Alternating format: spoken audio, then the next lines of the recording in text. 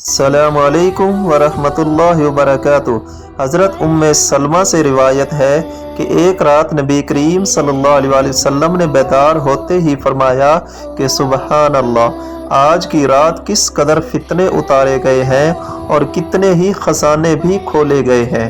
ان حجرہ والیوں کو جگاؤ، کیونکہ بہت سی عورتیں جو دنیا میں باریک کپڑا پہننے والی ہیں وہ آخرت میں ننگی ہوں گی۔